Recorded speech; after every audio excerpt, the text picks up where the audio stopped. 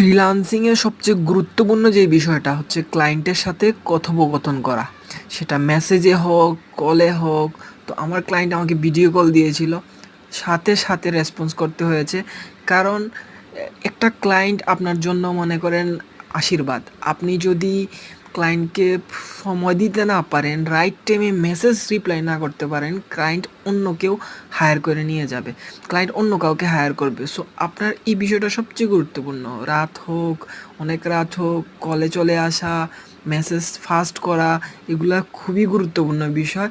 এর বিকল্প নাই। কারণ একটা ক্লায়েন্ট আপনার মানে ডেটা চেঞ্জ করে দিতে পারে, একটা আপনার মাসটা চেঞ্জ করে দিতে পারে, আপনার এত পরিমাণ ইউএসডি দিতে পারে, যা হয়তো আপনার সামনে এই এক ক্লায়েন্টই আপনার মনে করেন হয়ে যাবে। মানে অনেকে আছে ছোট ছোট অনেক ক্লায়েন্ট পায়, তো তাদের দেখা যাচ্ছে যে প্রতিনিয়তই ক্লায়েন্ট আসতেছে, কিন্তু আপনার একটা ক্লায়েন্ট, ভালো ক্লায়েন্ট হইলে আপনার এই ছোট ছোট ক্লায়েন্ট লাগবে না।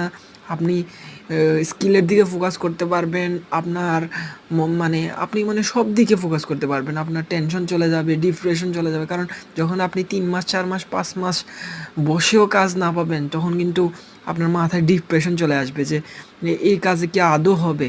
আর সবচেয়ে গুরুত্বপূর্ণ যে টিপসটা, ফ্রিল্যান্সিংয়ের পাশাপাশি অন্য একটাকে সাইড বিজনেস করা, মানে সাইড কিছু করা। যেমন আপনি যদি গ্রামের বাসায় থাকেন, একটা গরু পালা বা হচ্ছে একটু মানে আপনাদের হচ্ছে জায়গা থাকলে জায়গাতে কিছু কিছু ফসল ফলানো। আবার যদি শহরে থাকেন, পার্ট টাইম একটা জব করা, তখন আপনার স্কোপটা বেড়ে যাচ্ছে। আপনি ফ্রিল্যান্সিংয়ের উপরে নির্ভরশীল না।